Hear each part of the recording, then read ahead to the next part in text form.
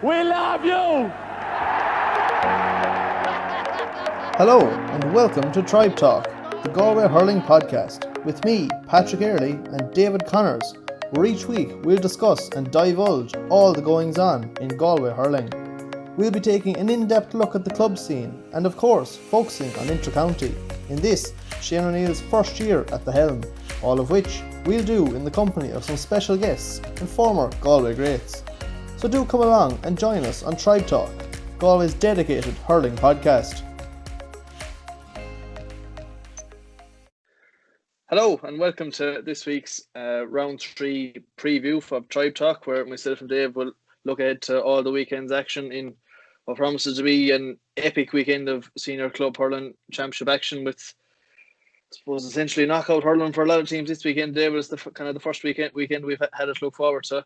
So plenty to whet the appetite, but I suppose the obvious place to start for a couple of minutes is yesterday's announcements from our Tuesday's announcements, as we should say now, by the government. You know, everything had been going off without a hitch, it's fair to say, as regards the Galway Club Hurling Championship over the last couple of weeks.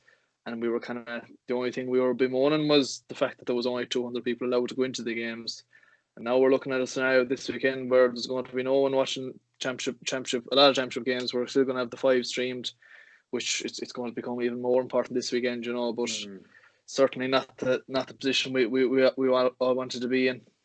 No, not particularly not, especially with the way, you know yourself from attending games. We've had good experiences at it now. We probably hit all the venues in Galway really, and Jesus, for the way things have been organised and run off, so professional and so safe, like you feel there isn't really a chance of, you know, contracting anything anyway, provided there's a bit of social distancing adhered to by everyone that enters. But Jesus, it's a big blow for Galway, really, isn't it? You know what I mean? And supporters of clubs that, you know, stalwarts now that really can't get to games that are like, and it's such an exciting weekend of action too, isn't it? Like, you know, that makes it even worse. Whereas if it was the first round and we didn't have experience of crowds and, you know, what they bring to it, like, as in fairness, the small crowds, they've been quite vocal. It seemed to be Absolutely. the heavy hitters that seem, you know, the usual fellas that from most games that would attend them all the club stalwarts, as we'll say. Just fierce disappointed just from chatting to, say, Paul Bellew, in the Galway Hurling chairman. He was just very disappointed with the whole thing, considering the work that Galway GAA had put into it, and across hurling and football, like, it's, you know, it's baffling really. You can attend a wedding inside with 50 people and you can't go to a match then, like, you know, league open spaces in Athenry, Tuam, Pearse Stadium, Ballinasloe. For me, it makes no sense at all. But I don't know. Maybe there's some empirical evidence there that we could maybe look at, you know. But whether it'll arrive or not is another thing. But, you know, It's disappointing. But sure, you know, I suppose we just have to plough on, really, don't we? Absolutely. There have been issues in counties, you know, around us. You know, down Clare, the Cratloe lads have had their issues. I suppose with the Clare Championship, they took the decision right from the outset that there would be no spectators allowed in anyhow. So their championship was held up for different reasons, and the issue with crowd control, that sort of thing, it's not really applicable for them. Down in Limerick as well, you've had a number of clubs like Han and South Liberties who are in a county senior quarter final. All their cases, of course, were reported back clean, so I think they're fine to resume back training. But, you know, as regards teams going forward as well, look, this weekend, there's no training is done essentially for teams this weekend, you know, so there's no such issues there. But for the teams that are progressing their championship after this week as well, if they're talking about this 15 people gathering for outdoor training sessions, does that apply to our senior clubs? Can we have 15 lads at one end of the field, the other 15 up the other end of the field?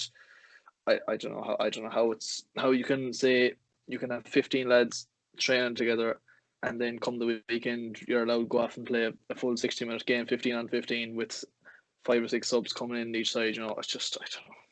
Yeah, it's just a lack of consistency there, really, in the decision making. For me, that's really mind-boggling. As you said, like, you can train with 15, but then come match day, everyone can congregate together basically out in the field. You know what I mean? And you have lads 13 and 30, you know, 15 on 15, should I say, 30 individuals that are going hammer and tongs at it. You know yourself, you've been in the middle of the battleground, like, and there's no quarter asked and none given either. Like, it's worrying. It's worrying signs, like, and it's just, looking ahead, it's particularly with intercounty now. You'd wonder, is this going to get off the ground at all with the costs that are associated with that, and if they can't have any spectators involved. John Horan is on record as saying, is there any point that they'd have to weigh up the options of organising that, and just the cost of running inter-county teams as well, like in Galway alone, it's into the millions that it costs, like, say. So, where is that money going to come from? Like, there's so many questions out there, but I suppose we better stay going anyway with what we do know until the GAA can kind of meet with the medical experts, and they can kind of take it from there and kind of bring out a decent plan. Yeah, as I said, the kind of for teams looking ahead this weekend, the work is really done. Teams probably have one session left ahead of themselves just to, I suppose, iron out the final few details. There'll be nothing major done over the next couple of days. As we look ahead to the first games on Friday evening, a lot of permutations and a lot of working out to do as regards getting notes set for this show. I started off with Senior A Group 1 and now looking at Cappy, Larkins, Loughrea and Teen Abergavenny, and I was a good 20 minutes trying to figure out everything that could possibly happen, but thankfully things got a bit easier after that, so we'll get the worst of them out of the way first.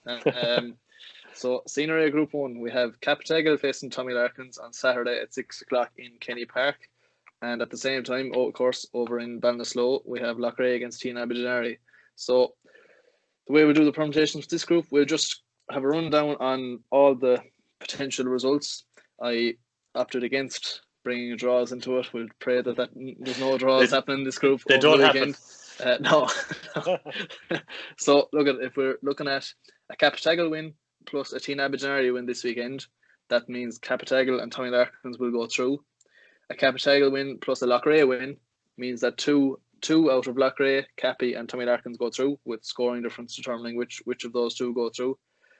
Tommy Larkins win plus a Teen Abergavenny win means Tommy Larkins go through as group winners, and then points difference will determine which of the other three teams goes through in second place. And finally, a Tommy Larkins win plus a Loughrea win means that Tommy Larkins and Loughrea will both progress. Okay, so looking ahead then to the first game, we'll have a look at Captagal, Tommy Larkins. Two sides that have played each other quite a bit in underage finals actually in the last year, but played in minor B and under 21B finals. Looking ahead to the senior game, there wasn't much in either of those two games. Unlikely to be much in this one either, Dave.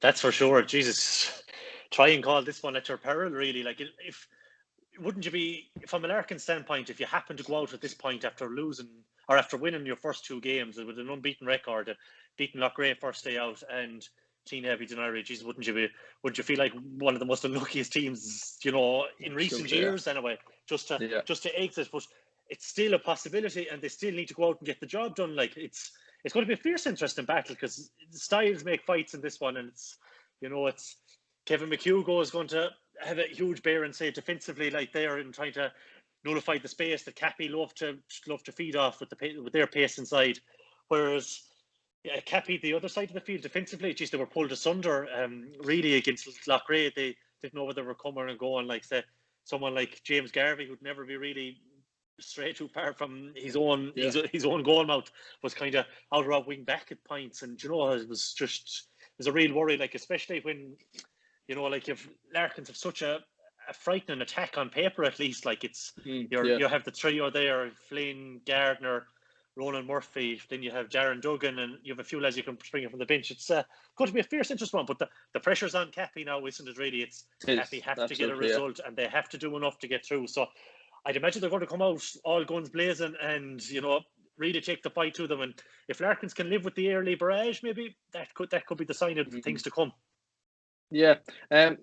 You mentioned the defensive issues for Cappy the last day, coming up against a Loughrea attack that was all about pace, it really was. And even it's Anthony Burns, who was probably the main target man as such they had. Still, when he got a ball in his hand, there was nothing slow about him anyhow, and like Larkins, they're probably designed in a similar way in many respects.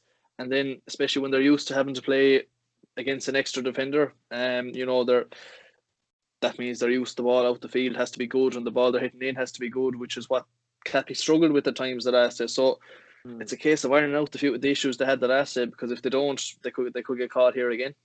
Yeah, well, I'd imagine from the last day, Cappy would probably feel that they've more scope for improvement. Would that be something you'd kind of agree with?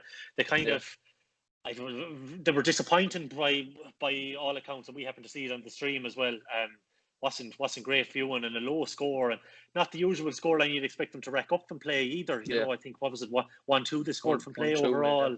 Yeah, so that alone was a big worry. But you have, just on our notes there, you have like in 2017, Cappy won by just a goal, 2-9 to 1-9. But as you kind of have chalked down there as well, Larkins are a much better team now. They're a lot more experienced, seasoned, and you know they really have one foot in the knockout stages at this point now. It's just a matter of delivering a performance that kind of matches what they delivered against Loughrea, and then you can't see them going out at that point, really, can you?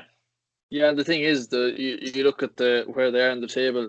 Larkins obviously have the 2-point advantage, but scoring difference, which as we know could well be critical if Larkins do lose. There's 4 points between them. Larkins +8, Captagal +4, and Loughrea 4 points further back on they're on naught. So looking at that, if Larkins, even if they lose by a point, that's grand for them. They'll be through with that, you know. Yeah. So like that's a factor as well coming down the line. You have to have lads on the line with your wits about them. You know, if Larkins are in a position 2 points down late on, and they get a 21-meter free, you don't want a lad in the field might think, geez, you know, we need to go low here or something like that. You know, you need someone kind of with an eye on everything that's going on in Ballinasloe as well. And just that becomes very important in a group as tight as this. Yeah, Larkins are very good game managers, I will say. They're excellent on the line. I think it was against Thomas's last year. They slowed everything down. They didn't let the game get into any kind of rhythm at all. There was pictures going around at one stage. I think at times there'd have been Mayor foreigners, medics, physios on the field. Like anytime someone went down, there was a stream of bodies. And Thomas's weren't any better, in fairness, at the time. They had people rushing on with water and everything. But Larkins, if they have done enough, they're very, very good at bringing down the tempo of the game and then slow it right down, and then, you know, I'd fancy them to cling on. If they have their noses in front, I can't see them giving up. You know, as you mentioned already, if even if they're down by a point, I can imagine them grinding that out and just happen to get over by the skin of their teeth. They're very well coached, and they won't be conceding too many goals down the home stretch anyway. I can tell you that. Yeah. In fairness, the thing is, everything you've just said there, you could apply that to Captagal as well, though, can't you? Yeah, you know, that's true. Yeah. Very, very much built the same way. You know, a serious coaching to get there that's been with that team for 4 or 5 years at least. Anyhow, you know, and have won a lot of tight games in the past. Have lost a few as well. You know, when it comes to, we won't mention Liam Mellows and county semi-final day, but you know, as regards getting there in quarter-finals and group games, you know, those senior A groups have always been tight the last couple of years. You know, they know how to win tight games as well. So really, I can't see any more than 2 or 3 points in this either way. You know. Well, I'd agree with completely. Like, I couldn't see a huge winning margin or either team blitzing the other. I suppose if one team was going to blitz the other, it'd probably be Cappy. Would it really? Like, you know, just their ability to get goals, kind of fashion go from nothing. But I just don't see them. Like, one player that's been so impressive this year and kind of is unheard of is Cahill too. He isn't the fullback from Larkins. He's been excellent. He's a fine defender, and he's got plenty of pace there. Like, so if he was to take someone, well, will he pick up someone like Micheál Garvey, or will he start out on maybe someone like Jarlath Mannion or Niall Collins or one of these lads? That'll be another interesting one. Like, as well, you had to put like this time round, the Cappy wouldn't really have a marquee centre forward or anything like that. So Conor Neville probably just, you know, he'll kind of just stick to his kind of wing back role more than anything else, and kind of he's well able to hurl as well there. So just from the other end, then, like, who do you kind of see tracking Flynn? Would you see from the Cappy point of view? Do you think? Imagine Declan Cronin will do somebody anyhow. He's kind of the obvious choice to pick up somebody there. I imagine. Well, like they've got a few threats up there. You know, is Ronan Murphy nearly worth tagging more than Jason Flynn at this stage? The form he's been in. Absolutely, these are the joys of club management. These are the issues you have to take care of during the week. There's more. There's different threats to take care of. You know. So yeah, there's a couple of man marking roles to be done there. do you potentially see Darragh Dolan sitting back a small bit deeper as well to give a hand out back there? It's something we could maybe see. But as regards with pushing for a prediction, whose colours are you nailing to the mast?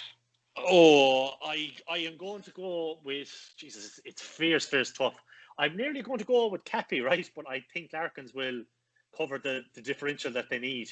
That which will mean that means Cappy exit the championship, isn't it? I think Cappy are going to win the game, but I don't think it's going to be by the points differential that they need. Mm-hmm. Okay, you called it, and are you going to give a prediction yourself? I'm going to agree with you this week. Yeah. I stuck my neck out in the line for a few teams last week, and none of them came up with the goods, bar Loughrea. But no, I'm going to go with Cappy for this one. And as you say, I can't deal that. I think Larkins are still going to go through. But yeah, I think Cappy will just about edge it. Yeah. So then, Loughrea, Teen Abigenary, two teams that know a lot about each other as well, and a lot to play for Teen Abigenary as well, still have a slim chance of progressing from the group if they win and Tommy Larkins win as well. And it's down to points difference then, which they do need to improve a bit on. But look, they have something to play for, and as well as that, they're playing to avoid relegation down to Senior B as well, which in its own right, it's worth fighting for anyhow, it's for sure. Yeah, it'll be it's 7 or more that'll see them leapfrog Tina, I think, isn't it? If they win by 7 or more, they're minus 12. So yeah. 7 we'll see them leapfrog Loughrea. Yeah. That should be, considering the wides that they've racked up in the last 2 games. If half of them go over, Jesus, they're in with a serious shout, and we probably haven't seen the best, say, Shane Maloney this year either, which was unusual for him, because he normally brings, he's normally one of the standout players in the Galway Championship, every single year. Still though, it's very hard to look past Loughrea with the momentum that they're bringing in now, and just as you mentioned Anthony Burns already, just the form he's brought, and when you have Jamie Ryan flying it as well, just like the last day. I just don't see Loughrea being beaten, to be honest with you, even though Tina have an outside chance. But the question is, do they really believe that they can beat Loughrea by 7 points? That's another thing. You couldn't blame them if they didn't because I just don't see it, to be honest with you. I even think Loughrea will win the match, and that should be enough, really, to be honest with you. Yeah, no, I've been agreeing with you, because look, Loughrea had a lot to prove after the first day, the kind of the bit of a no-show against Tommy Larkins, and they did. In fairness, they proved it in spades against Captaga. They were savage impressive, and probably fully worthy of their 4-point victory, and possibly could have and should have won the game by a bit more. Outscoring Cappy, as we mentioned last week, 114 to 1-2 from play, and a couple of forwards that really did catch fire for them. So yeah, I think the form they're bringing in now to this, I expect them to carry it on. And Teen Abigenary, the frustration must be savage with them for the last couple of weeks. That just to lose is obviously disappointing, but to lose knowing that you had the chances to win, and it's difficult to overcome that. They have a lot of lads that have been hurling well, but not necessarily putting the scores on the board, and is it too little, too late now at this stage? Even you mentioned some of the wides. They didn't even need to score all of them to win the game. Had they, if their points differential was 4 or 5 points better off, they're in a right decent position in many ways going into the weekend. But they have an awful lot of work to do, and everything needs to go absolutely bang on to plan if things if they are to get the job done and get up to third or possibly even second. But they need the Maloneys, as you mentioned, Niall and Shane, Thomas Gordon, Johnny Conroy, Pádraig Breheny. These lads all need to fire on full cylinders for them this week. But I think Loughrea have too much from 1 to 15, and to the boys that they're going to come on. Yeah, they've a fine panel there now, and we saw the impact that Martin McManus made coming in last week. And the changes, like Brian Mahoney's there to come in now as well. Amos Mahoney starting the last day was very good. Dylan Shaughnessy got his start, and then you're looking at 1 to 15 in the program. 4 or 5 of those fellas didn't even play the last day. You like we mentioned, likes of Ian Hanrahan midfield was excellent. Anthony Burns, Dylan Shaughnessy, Cayman Killeen. They're 4 fellas that are named outside the first 15 on the programme alone, you know. Yeah. And the fellas 1 to 15 on the programme aren't too bad. Like, you know, you like Shane O'Brien, Thomas Hooban, who else have we? Cathal Gibbons. You know, these are all good hurlers as well that can come in and do a job and have done on plenty of occasions in the past in senior championships. So there's a lot of threats there. And yeah, I think they'll have the better of Teen Aberdeen myself this weekend as well. Yeah, speaking of threats, I suppose the big one for Loughrea is Jamie Ryan. Just the form he's in. So his battle with Killeen will be interesting. You know, if they're to have any chance at all, Killeen is going to have to stop Jamie Ryan. Because I'm going to assume that's going to be he's going to be his detail for the weekend. It just strikes you as the obvious man marking job there, really. So that, like, for them to win, Jamie Ryan would probably have to be completely nullified. Rest of the forwards wouldn't have to catch fire, and Tina Aberdeen are going to have to put in a shooting performance or a shoot up their accuracy substantially. Although in fairness to them, what they have, they've still scored 213 from play. Like, it's not abysmal by any stretch of the imagination, but it needs to be better. It just needs to be better. Absolutely, yeah. So yeah, that's us two picks for Capitagle and 2 picks for Loughrea in Group 1. So yeah, Senior A Group 2 then. The permutations get a lot easier from here on, thankfully. Thank God. This group, a lot of it, half of it is already sorted. We've top spot and bottom position both nailed on, with Thurlockmore guaranteed to go through as group winners, and equally Clarenbridge. They're destined to finish bottom of the group just after two losses in their opening 2 games. So then really it's all about the Battle of Lee Mellows and Ormore Mary, isn't it, David? Played last year, of course, in preliminary quarter final, which Mellows won comfortably enough, it has to be said. But I think Ormore Mary, in many respects, although they wouldn't say it, of course, but they were in bonus territory at that stage. You know, they'd first year senior hurling, they'd top their group in Senior B, gone up qualified for Senior A, had a crack off Mellows and weren't good enough on the day. But they're different mindset, different animal this year. Didn't show it against Thurlock, but this is the weekend where they have to show it. Yeah, I was just going to say the actually staying in Senior A this year probably wouldn't be classed as an achievement from the Ormore Mary perspective. Really, I'd imagine when they looked at the group, all right, it was a difficult group, but just they don't fear anyone. In fairness to them, like they'd fancy themselves to give anyone a rattle there, and they've some quality hurlers all over.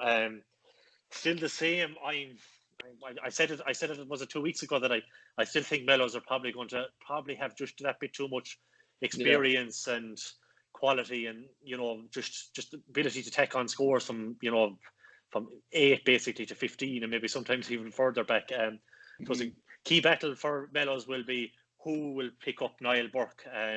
Is it going to be Sean Morrissey, or will you leave Conor Elwood there? Maybe like what Thurlockmore done. We were kind of questioning whether Jamie Holland was going to be the man to pick him up, and Jamie Holland sat there, and in the end Niall Burke had to be moved. So like, would you start Conor Elwood there, or would you put on someone, say, like Sean Morrissey? Because I'd imagine Stephen Barrett would more than likely pick up Sean McInerney. That'd be my hunch. Now I couldn't guarantee anything either there. He'd be you'd imagine he'd be a small bit suited, and that's a huge goal threat nullified there straight away if you went with that. But it's another kind of problem as well for Mellows. Like, say, Jack Ford will kind of pose similar kind of problems that Sean Loftus did, because he'll drop out and he'll kind of leave Garage McInerney there in kind of not no man's land, but he'll kind of leave him sitting there. So, and he can cause awful havoc coming from deep. He was absolutely outstanding against Clarenbridge the last day. All in all, though, it's going to be another physical battle. It'll be one that Mellows will relish way more than Clarenbridge would have, or they'll be able to bring their physicality, because the players like Jack Hastings there and Collins, Angus Cannon would just relish the physical duels. Really, like, geez, Jack Hastings just if he wasn't under a high ball wrestling for a high ball, Jesus, he'd be a strange afternoon from him, because he absolutely thrives under it, and he was absolutely outstanding the last day. All in all, though, I just see Mellows just having that bit more firepower. Now, could be wrong again, but they just have that bit more. They're a bit more experienced. They've probably a little bit overall 1 to 15 more quality. And for me, they'll be probably the team that get the win. Yeah, like in many respects, like we know there's been more pressure on teams to perform in the group stages this year, and I think that's brought more out of Mellows in the group stages this year than we've seen in any of the last 2 or 3 years. That's for sure. They seem to thrive under pressure, and even the first day out, they weren't bad against Thurlockmore. Yeah. Like, you know, they were well in the game. Like, they were kind of. There's a lot of people had them written off beforehand, but just they hung in there, and you know, another day they might have got a result from it. So, for me, Mellows will be definitely there in the business end of things as well. Even if when they get out of this, they'd be a team that no team will want to draw should they, you know, in the preliminary quarterfinals or anything like that. They'd be the ones they're probably the number one team that you'd want to avoid more than anything else, because they can beat you in Pearse Stadium, they can beat you in Kenny Park, like, you know, it doesn't matter. But one thing I suppose we haven't touched on the weekend, there's supposed to be, you know, there's a red weather warning in Cork tonight, and I think the weather is supposed to be pretty bad all weekend as well. So will that suit her more a small bit? Like, they're a big unit, like, and you go along and they're well capable of winning a lot of dirty ball there. They've a lot of lads that are, you know, they're dogged. Like Alan Ballon there is a cornerback. He's one of the best cornerbacks in the county. You know, he's sticky. He'll get a hurling. He'll try and out muscle you. Like, so, like say, like Conor Kavanagh, Conor Hines won't relish coming up against him is another thing, you know. And Garage McInerney in, you know, a wet day as well, little will suit him down to the ground as well. Like, so will he bully Jack Ford? Will he have the capabilities of bullying Jack Ford? I don't know. I suppose the middle third is massive there, really, isn't it? Niall Burke, Conor Elwood, midfielders. What was it? Is it Kevin Lee? Was midfield the last day. Who's midfield there? Then for they've got good midfielders in Oranmore as well. This way. Harron's out there as well now, is he? Well, that's it. Harron is the one I was missing, and then you have say Kevin Burke and Hannafy there in midfield as well for Oranmore. Like, it's no more than Garage McInerney and Jack Ford. Like, that's going to be some battleground there, and in Kenny Park as well. Like, so it's what a game we have to look forward to.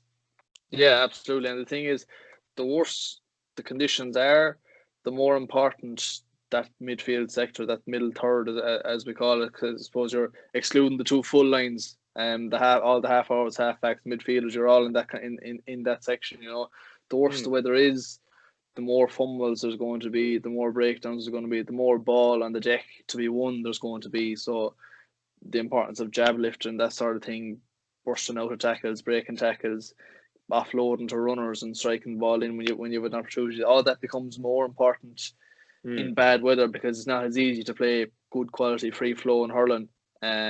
So yeah, in some ways you say maybe it will suit Oranmore Mary, but at the same time, like, there's that Mellows team are so versatile.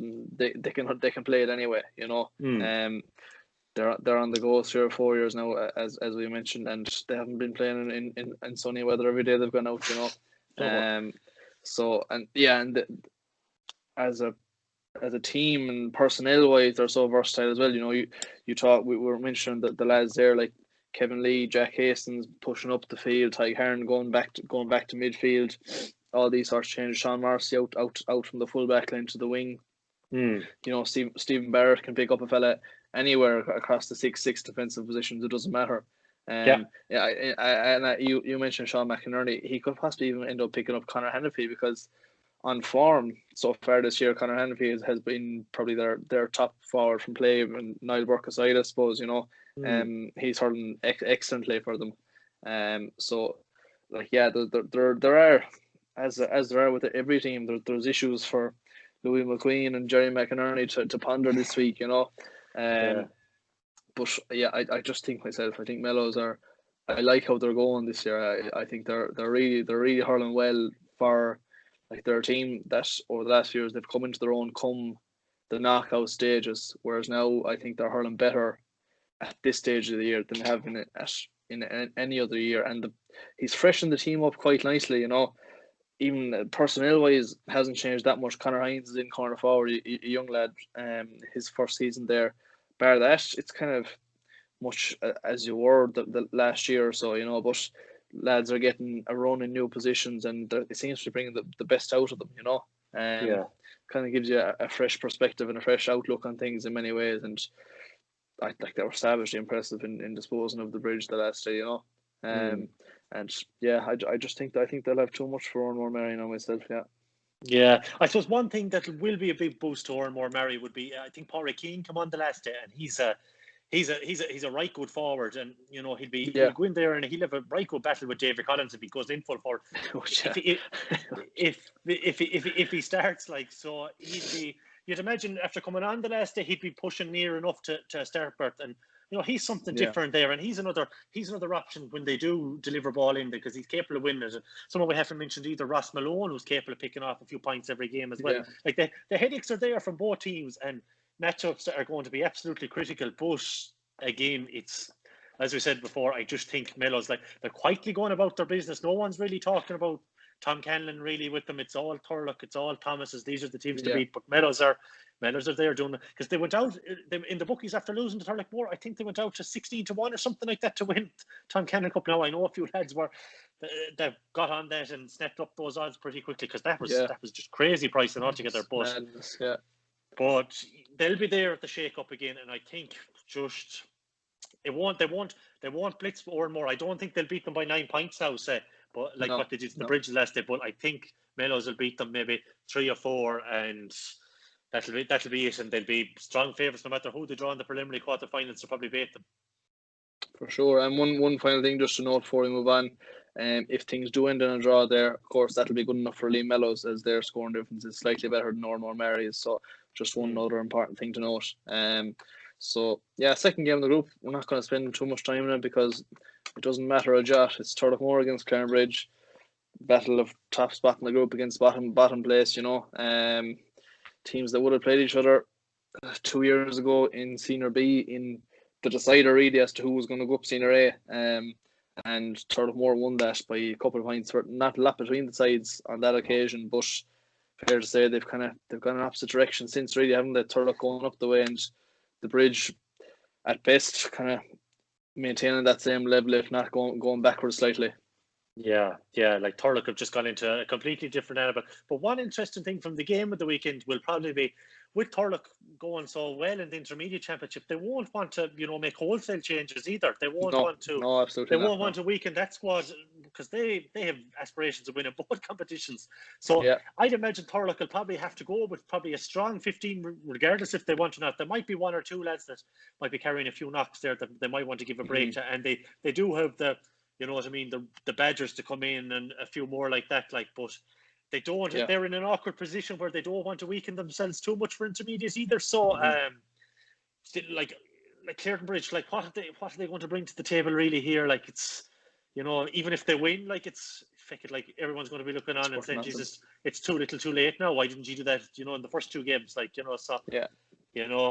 It's not as we said. There's nothing really you can take from it. I still probably fancy Thurlock to win, because they'll want to keep that momentum going. But Clarenbridge, even if they bring a fight, it's, as you said, it's worth feck all to them really. So at this point, it's it's just a matter of maybe restoring a small bit of pride more than anything else, because I'd imagine it's going to be a bit hurt after this. A lot of teams were talking about them as 3rd and 4th favourites for this competition this year, but Jesus, they looked anything but in the outings I've seen them, and they, fierce disappointing year all around. What is it? They scored 12 points on play from that forward line. I think it's the lowest in the competition. If my memory serves correct me, collect me. Sorry, I'll get the words out eventually. But it's Bridge looking to come back next year from Senior B. That's about it really. There's not really much. Maybe give a few lads a rattle. No, I think for them, the eyes are nearly already switched to next year already. To the case of forgetting out this year, parking it, and forgetting out it as quickly as possible, and getting things sorted, and trying to iron out the issues they have for next year. And I suppose it's not too easy. Make lads grow a few inches over the winter, and there's more to it than that. If that team fire on all cylinders, their height and their size doesn't actually matter to them. They're savage hurdles, we know that, but they just didn't fire really fully this year, for whatever reason. Thurlock Moor, as you mentioned, they probably have used about 20-21 players over the first 2 games, so look at you, there'll be a bit of rotation within those 20-21 players, I'd imagine, but I couldn't see anyone new coming out of the intermediate team unless there's injury issues there in those senior players they already have, you know. Like the intermediates, the way they're going, they're one of the favourites to win intermediate out, which is worth a lot to their senior team as well, you know. So I think they'll want to keep that going, but in the same vein, they want to keep momentum going, as you mentioned, in the senior championship. Look, they know they're coming up against Clarenbridge team that, unlike Teen Aberdeenary, though they're bottom of the table, they've nothing to play for, you know, which, you know, it makes it, as we mentioned, it's a total dead rubber, and it probably means that, you know, the Bridge, they'll be stick with them for a while, but, you know, as the game wears on, you know, the interest probably and the desire just probably won't be there, just to the same degree as the Turlock lads, who, like, they're going to be driven. We know they're going to be driven to win this game. They want to go. They don't want any bumps on the road whatsoever. No. You know, and yeah, I think they'll probably win it with a bit to spare in the end. Yeah, I'd agree with that totally, and it's a great opportunity for, say, someone like Carol Keneally to come in there, who really hasn't probably, you know, started a whole lot of senior games for Turlock yet, and players like him, Jeremy Mullen, and a few more lads to kind of, you know, get another senior A game underneath their belt, and you'd never know, they could need to be called upon later on in the year. So now was the time to kind of, you know, put your hand up early and give Fernie Ford and Joe Hession and the boys a headache there, you know, down the line in terms of selection. Exactly, yeah. And switching attention then to Group 3, we're in the same sort of position in many ways. Top spot and bottom spot in the group are guaranteed, with defending county champion St Thomas's top spot secured for them with a game to spare. And then the team they face next is Portumna, of course, who've already been consigned to relegation down to Senior B. So look, we'll kick off with that game briefly. You know, we'll give it a mention, but 25 points between them last year. I don't know, will they be the same between them this year? But they're certainly Thomas you'd expect to win with a bit to spare. Anyhow. Yeah, you still would, even if there was a bit, again, rotation in Thomas's. I suppose Thomas are in the position where they could, you know, there's players there like Damien McGlynn that could be given a run, and a few more lads that haven't really started, even Damien Finnerty. And, you know, I suppose you could get Cathal Burke, who was carrying a hand injury, maybe give him a game underneath his belt, and Donald Cooney to come in as well, who hasn't seen a whole lot of minutes there. So it's just a matter of maybe, you know, it'll probably won't have a, you know, real championship cut to the game, really. There's probably not a lot you could really take from it. Portumna, again, as you said, building towards next year, giving more senior action to, like, say, you know, what is it, like, say, Adam Fogarty and a few more of these lads, you know, another senior game and a chance to see what the level it takes, probably play the champions, you know. It's a great opportunity for them, and, you know, see what they can produce. But again, no more than the last game, nothing really you take from it. If it was a 20-point win, you wouldn't really pass much remarks, whereas if it was a 2-point win, you wouldn't really either, to be honest with you. You know, there's no motivation there. Yeah, in fairness to Portumna, like, their results haven't been reflective at all on what they've produced in the two games, you know, and that's worth mentioning too. There's been a lot of positives for them to take, you know. There's been massive change in that team and in the space of 12 months, you know, the kind of changes that, you know, in many ways you should be expecting the results that they've had, you know, but they've shown a lot in those two games that would offer a fair degree of hope for the future, you know. And like, in many ways, if they can go down Senior E and they can solidify their place down there, and I don't even mean coming straight back up Senior A, spend a couple of years down Senior B, let those fellas develop for a year or two, hold your own down there without, you know, obviously they don't want to be looking towards the bottom of Senior B, and I don't think they will be, to be honest. I think that they're too good to be looking down that end of Senior B. But a couple of years down there, let lads get their feet, you know, at senior level, because even when you go down to Senior B, there's nothing handy down there, I can tell you for sure. From experience. You know, but so go down there, and if they, without, as I say, getting promotion for a couple of years, not the end of the world for them by any means, you know. They have got players coming through now. They've got a new 15, a new kind of 20 or so lads to work with there now, and these things take time, you know. You come into a senior team at 18, 19, 20 years of age. It's a lot different from any minor or one game you're ever going to play, you know. It does take time to adapt. You know, these lads will still have physical development that'll to happen over the next couple of years, you know. and maybe doing that down in Senior B, as I mentioned, mightn't be the worst thing in the world. That being said, coming up against Thomas's, there'll be no mercy shown there for sure if Thomas's get a sniff of blood, and it's something they haven't seen really. They've had to grind and finish strongly to win the couple of games to date. And we haven't seen a lot of the kind of free flowing hurling that we'd maybe associate with them a lot of the time. So look, this gives them a chance to, I suppose, express themselves, and as you mentioned, get game time into kind of fellas that have been on the fringes of the last couple of rounds, like the Damien McGlynn's and the Brendan Farrells, and young John Head there. Give him another 60 minutes in senior championship hurling, which is worth a lot. Give your new full back line another game together, with Finton Marshallers at the edge of the D. There's things to work on for Thomas's there as well, and I'm sure they'll use this game for it. And yeah, look, you'd be expecting a Thomas's win there for sure all day. I suppose one thing, just finally, just on that, I suppose one thing, when Portumla were in their peak of their powers in Galway, you can be damn sure they wouldn't have eased up on the last round of games, and they'd have probably really put Thomas to the sword if the roles were reversed. If Thomas were the Asian team, I can tell you they'd have racked up the scores, and they wouldn't have left anything behind them anyway. We'll put it that way. So it'd be interesting to see, will Thomas's go with that mentality, like, what I mean? No. The best teams don't ever want to lose a game, no matter if it's a freaking challenge game down the local field or a league game or whatever. They will want to win, and Thomas's probably have that winning mentality instilled in them, as we've seen in the last 2 rounds. So you could be looking at Drubbin if they do come out all guns blazing and try and play a few boys, try and play themselves into a bit of form. For sure. And then we'll move on to the big game of the weekend alongside Mellows and More. This is, without question, the biggest match of the weekend, Sarsfields against Castlegar. We mentioned straight off the bat, of course, that's happening at 2:00 on Saturday in Kenny Park. First thing to note, of course, like Mellows and More, I suppose Sarsfields are at the slight advantage in that a draw will do them. In the scoring different stakes, they're slightly ahead of Castlegar again, so that's something to note for everyone at home.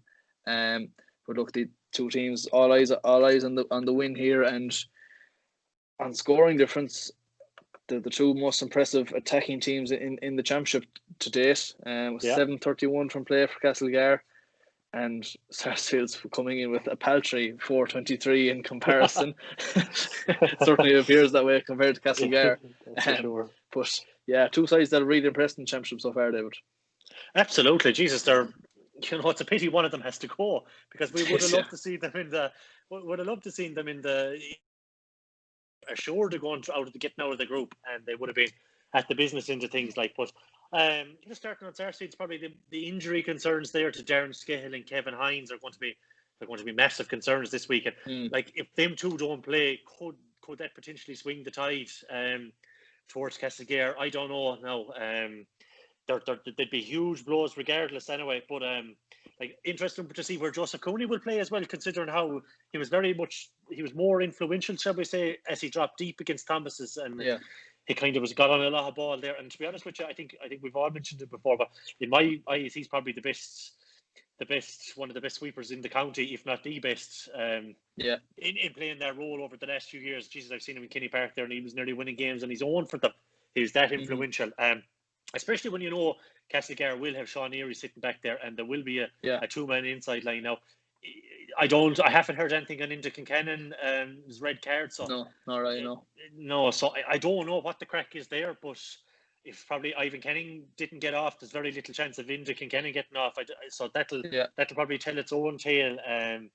But just on that, it's what a game! Like, Jesus, I can't wait. I can't wait for just to kind of see the styles that play, like two seriously quality managers that play as well, like Fergal Lynch and Eamon Cleary. Like, Jesus, Sarsfields have with Kevin Ward as well, and you have like Noel Kelly there. They're producing lads, young fellas that are coming through that could manage clubs down the line, and they'll be cutting their teeth there in senior club championship hurling, that you'd never know how far their careers could go. Like, whatever, they're just well coached, and they're well able to set up teams. But Jesus, I've been wrecking my head all week. I was trying, like, I knew the predictions were going to come down the line, and I was like, geez, do I go with Cashel? Do I go with Sarsfields? Do I go? And I still can't call it. Like, it's literally a flip of the coin in my eyes, and it could come down to whether Kevin Hines and, like, I'd say Kevin Hines has more of a chance than Darren Scahill, just looking at the way they both came off the field, and whether them two feature, that could be the turning point. If they happen to feature, I'd probably give a slight edge to Sarsfields. If not, you'd probably have to go with Castlegar. Yeah, and certainly the key personnel for any club team, you know, it's worth an awful lot, and those sort of fellas, they're not easily replaced, that's for sure. So look, we kind of have to wait and see on that one. And equally, Castlegar without Enda Concannon, you know, we spoke already about the importance of their inside line when it's only a 2-man inside line, and to lose half of that going into the game, it's one of the worst lads they could possibly lose, you know. And based on what Chunky was saying, you know, and if it was a strike against Portumna a couple of weeks ago, it's very unlikely that he is going to get off. So it comes down to who are they going to have replacing him? Are they going to be pushing a Killian Callahan or a Jack Kine inside? And then, of course, you have the knock-on effect of what are you losing from your half-forward line then, you know? So if it was me, I'd probably nearly stick in Kevin Kane. Would you believe? Just he's gone from the intermediates now, because I think he saw minutes the last day. So you know, he wouldn't be exactly a like for like situation forward there, but he's an inside forward with loads of experience, and you know, he's a handful. He's a real handful when he goes in there, and no Conor Beck in the county likes to see him coming in. Like, so, like, rather than change, as you said, rather than, you know, robbing from Peter to pay Paul, you could just slot him in there, and you know, you'd be missing. Maybe you might be missing something slightly, maybe in terms of legs, but you wouldn't be missing a whole lot in terms of scores. He's proven at that level, like, you know. I'd imagine it was his own choice to play intermediate rather than sort of senior manager, you know. This year, because he was shooting the lights out for the intermediates the last day anyhow, you know. So certainly a fellow who will come in and do a job if that's what Fergal Lynch so decides. The importance of Neary back the field for Castlegar, something worth noting, you know. We mentioned he's come off the field and scored a goal the last day, so he's certainly not consigned to having to stick there between his half-back and full-back lines, you know. So does that leave Eamon Cleary with a predicament in that? Does he look to try take Neary out of the game? Does he sacrifice one of his own forwards, push them in over on Neary, and try free up another Castlegar defender?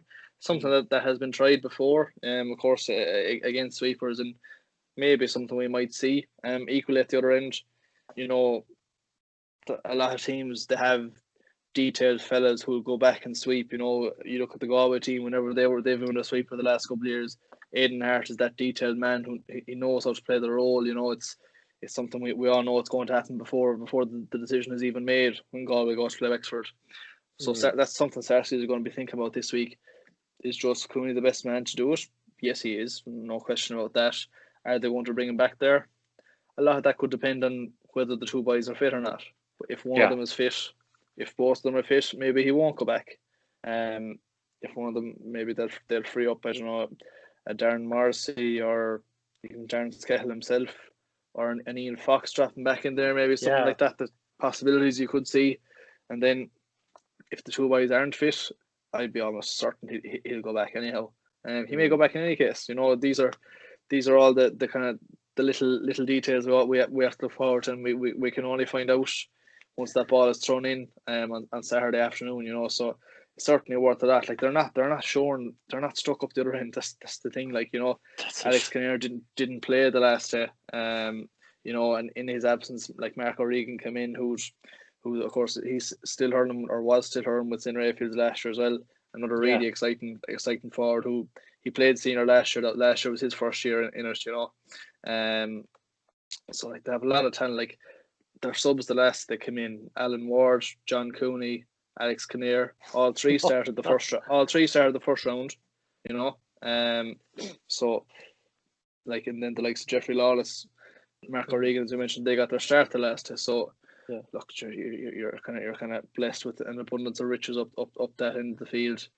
So that they have the capability of taking Joseph Cooney out of there if they so choose, which is it's a great position to be in anyhow, that's for sure. Yeah, just on Joseph Cooney, you mentioned there about him staying up. I suppose one thing about him actually stationed at centre forward is it'll create a headache for Neary if nothing else anyway.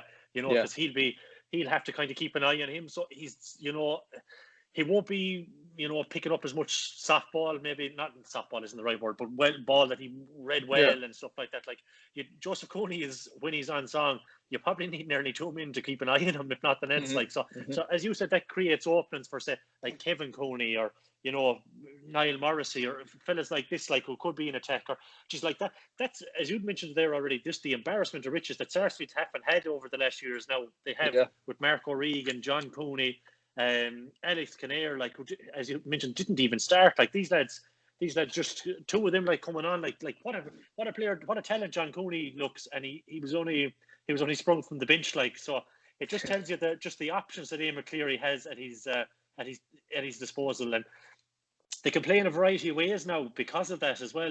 They can go long, they can go short, they can play. Joseph Cooney can go in the edge of the square, Kevin Cooney can come out. There's a lot of interchange and options there, and I'm sure that's the game that I cannot wait for the weekend, just to see the way these lads line up 1 to 15 from when the ball throws in, and just to see who's marking who, and like it's the game of the weekend probably for me without question. Yeah, I'd agree. And then, come on, flip your coin. Who's winning? Oh, I'm going to go with Sarsfield. Yeah, so am I. Yeah, just jeez, we're biased or something. We're agreeing far too much this week now. But I think you got the better things last week, so you stuck with the favourites. There was no bit of courage about you at all. No balls. They're favourites for a reason. But look at so that brings it into Senior A. Moving on to Senior B, where the permutations continue. Senior B Group 1, we have 3 teams vying for 2 places to go through. We've got Crofwell, Ballinderring, and of course Kinvara, who are they're going to finish bottom of the group. But look, they have their own battle coming up ahead of them in a couple of weeks' time, as regards staving off relegation. So the biggest game there this weekend is Gorton Ballinderring. A straight shootout in many ways for a spot in the knockout stages. Both these games taking place Sunday at 1 o'clock. Gorton Ballinderring in Kenny Park and Crofwell Kinvara in Pearse Stadium. Crofwell in many ways, despite their second in the table going into the weekend, but they're probably in the stronger position in that they're playing a Kinvara team that have nothing to play for. So and back in Pearse Stadium where their forwards ran riot 2 weeks ago against Ballinderring, they were outstanding. You'd expect them to put up a big score there. Quickly give you a kind of a heads up on the permutations. As we mentioned, simply put, in many ways, whoever wins the 2 games, provided Crofwell are going to beat Kinvara, we know that, and they'll go through. Whoever wins the other one will go through. And then as regards, of course, we have to look at top spot in the Senior B groups as well, because top spot gets promotion to Senior A for next year. So that's where we mentioned Crofwell probably that bit better off. Even though they're 3 points behind, I think it is in the scoring difference. And they could have been maybe better off as well. Do you remember you were at that game the last? They conceded a bit. Yeah, Ballinderring finished very strongly. Yeah, they'd nearly have it locked up without that late rally. You know, now they would be. Jesus, they'd have been the shortest surprises if they held on to. What was it? 12 at one point, I think the lead was it, or was it greater 9 or 10 again? Anyhow, 9 or 10 anyhow. I can't remember exactly. Yeah. So it was along that. Yeah.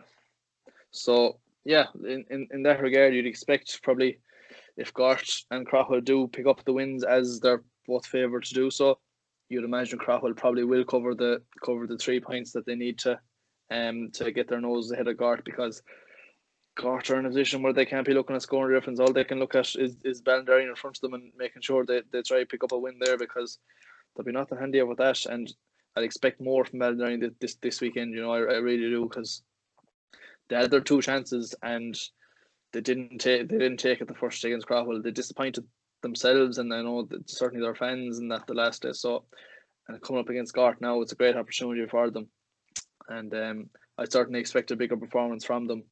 Whether that'll be enough, hard to tell. But look, they've got everything to play for. They've been in this position twice the last 2 years, going into their final round, where a win would have taken them through to the knockout stages, and they didn't get the job done. So will that be playing in the back of their minds as well? We don't know, but Gort Ballinderine on Sunday. I think you're going ahead into that one yourself, David. Yeah. What do you think? I do think Ballinderine will probably be a lot more in it than they were against Croppa. Croppa can kind of just hurt you from basically anywhere. From they can pick off scores from anywhere throughout from 8 to even further back. Should I say maybe 5 to 15? So Ballinderine will kind of look at Gort and they'll probably say, "Jesus, okay, we can get at them here, we can get at them there." And the pace Ballinderine have inside, I think you touched on it in the past, like that could cause Gort a few problems. But still, sure, if Aidan Hart is back and Gort have the experience there, like say Greg Lely, the glue that holds all that back line together. Then you have Richie Cummins and Aidan Hellebert shot the lights out the last day as well. Like they're real positive signs. Paddy Cummins as well. They look. I don't see them faltering like the last few years. To be honest with you, I think they're in a lot better place now. They seem to be. I think it'll be closer, but I still think Gort will get the job done. Where it's on in Kenny Park. Kenny Park. Okay, so it's not Pearse Stadium, so the wind won't play as big a factor as in if we have a gale. It'll probably be a small bit more even between the two halves. There's probably a few interesting battles, like probably a few interesting matchups, like throughout the field. Like who are Gort going to have on, say, Niall Cohen, for example? Will Gavin Lely tag him? Will in terms of Aidan Hellebert, then will it probably be someone like Kieran Meehan doing the job on him? Like Gort, I suppose, can hurt you from numerous places as well. There, it's an interesting game. Like Ballinderine, as we've said it all along, this is their second shot to nothing. They have a great chance. It's just a matter of probably delivering a performance that they're capable of, and if they can deliver to the best of their ability, they'll be there or thereabouts come down the home stretch, and from there you'd never know. Put a seed of doubt in Gort's mind with 10 minutes to go, and get a goal, or keep yourself in the contest for as long as possible, and from that point on, you'd never know. You just never know. Absolutely, yeah. Like both teams have their own, have men that they'll want to keep tabs on. Certainly, from a Ballinderine perspective, I reckon Kieran Meehan could be a fella designated to tag Aidan Hellebert. He's certainly a lad who did a lot of man marking for them last year to great effect. Hasn't done it so much this year. Has more played a kind of traditional cornerback or wing back role.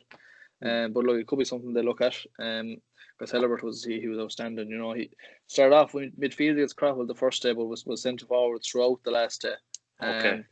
Which, of course, Richie Cummins started centre forward against Cropwell and looked really, really, really good. There in that game, didn't have the same impact the last day.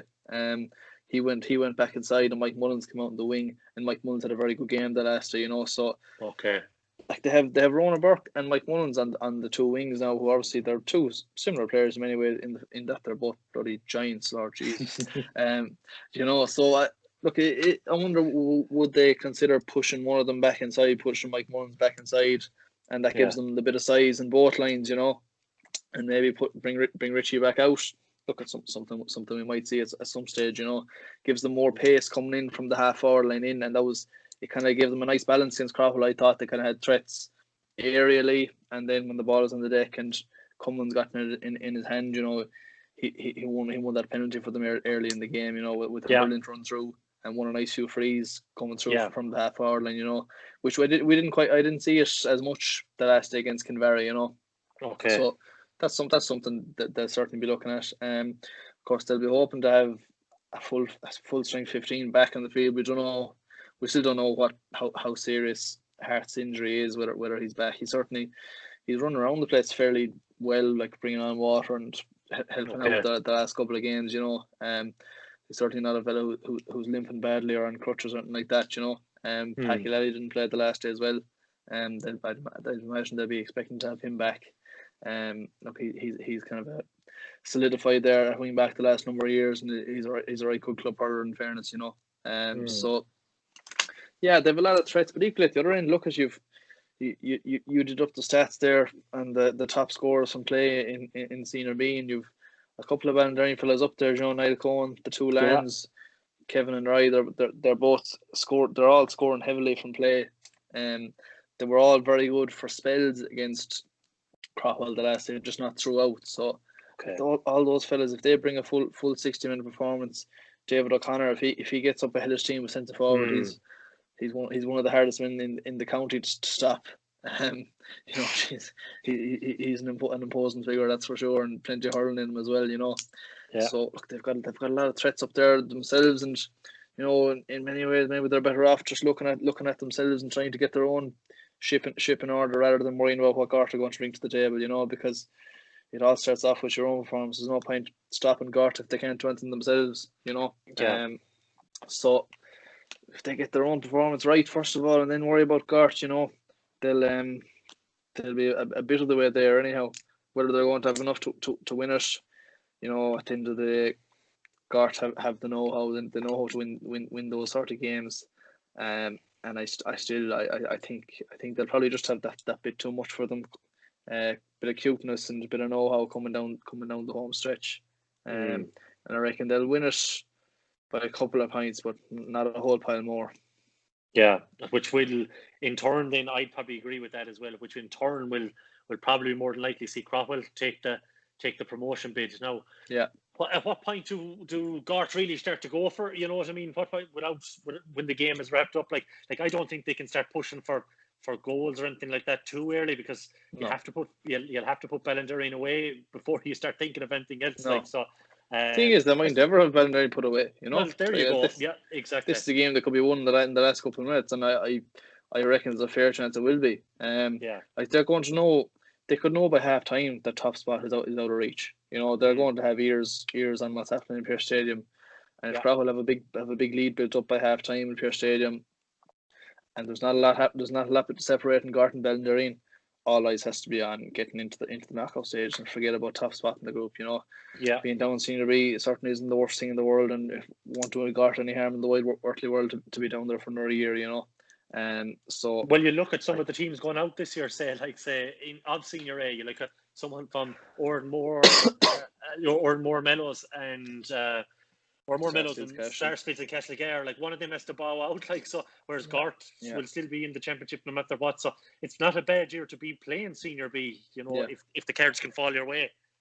Just a word on maybe say Chris Finnegan this year. He looks very assured between the sticks from what I've seen anyway.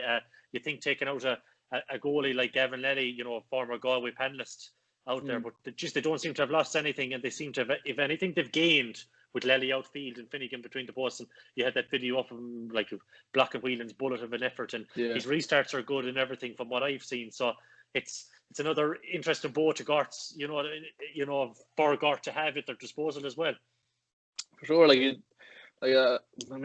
of people probably wouldn't know, but he's a former county minor goalie. It's just he was unfortunate enough to be on probably the worst Galway minor team of the last 20 or 30 years back in 2007.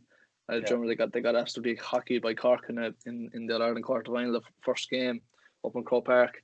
So he was in goals that day, and just wasn't necessarily always involved with the team going up along. And when you've got a goalie, he was living abroad as well, I think. So when you've got a goalie of the caliber of Gavin Lally ahead of you too, it's not exactly a fella that you're going to usurp from the position that easily. So the decision was made this year that Gavin will go out the field, and Chris got his chance, and he's taken it with both hands, because fairness that save the last two, it was an absolute crack, and he made another good save in the first half as well.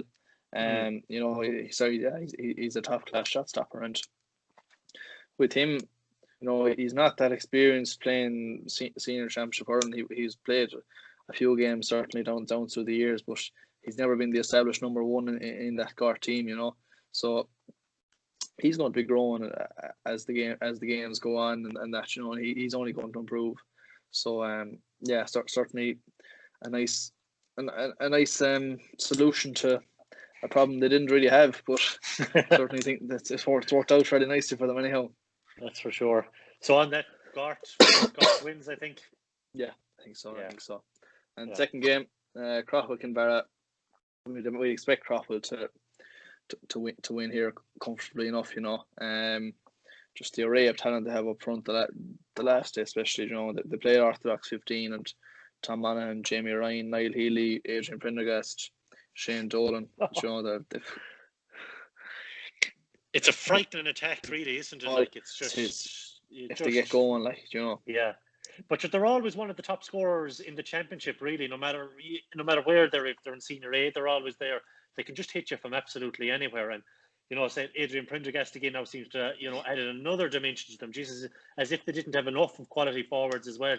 Then you have like Shane Dolan, always consistent there, chipping in with a few points every game and capable of getting a goal. And sure, over consistent Niall Healy, Jamie Ryan. Jesus, he's goals galore. He's no more than say a few other lads. He's one of the best goal scorers in the county. And I think he was top scorer in Senior B last year as well. Like, and he's a player that's often overlooked that people don't really talk about. But Jesus, he's a threat. He's a physical man as well when he's out on the field. And that was the first time out. He'd have run in with Jack Grealish, and they'd have coming together over the sideline. And geez, you could hear the sound from up where we were sitting. So it wasn't pretty, but just you'd imagine. I think you marked it down here. You'd imagine Gerald Halloran and probably tag Whelan, and from there then Kinvara just probably they don't have the spread of scores to hurt Crowell in the similar way. Like, it's still, it's looking at their scorers here. Only outside of Whelan, only Tom O'Donovan has scored more than a point from play. Like, so, I know they've a few under 19s and under 18s playing for them this year, and by all accounts they've stepped up and they've done well. But it's it's a different scenario playing a team like Crowell now. They're a senior A team, truth be told, really. Like, that's where they should be and where they see themselves. So, you'd hope it's not too much of a pasting, but to be honest with you, it could be like the scoreline could be anything. If Kinvara keepers was in, 6 points, I think they'll have been doing very, very well, and that could open the door for Gart. That could be open up the door for Gart. Yeah, hard to see it, I think. But the only thing I'd say on the Gerald Halloran thing, he was their designated man marker for the opposition's marquee forward last year. He did it every game they went out.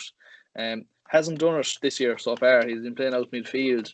And has been hurling all right out there. Don't get me wrong, but like they didn't have him picking up Hellebert. He wasn't picking up either the Lands or Niall Cohen the last day. So maybe it's something they're coming away from. So look at it. Okay. That's what I would do, but I'm not getting. But that'd leave it. He'd be on his intercounty selector. Then he'd be on Fergal, wouldn't it? So that should be an interesting enough. Yeah, that's if they both line out in their starting position. It's certainly something you could see. I don't think Fergal would certainly. If you're talking to him this week, it's something he'd certainly have a go at it. But I don't know. I'd say maybe 10 years ago, definitely. Yeah. Well suited to it, but at this stage it's an awful lot to ask.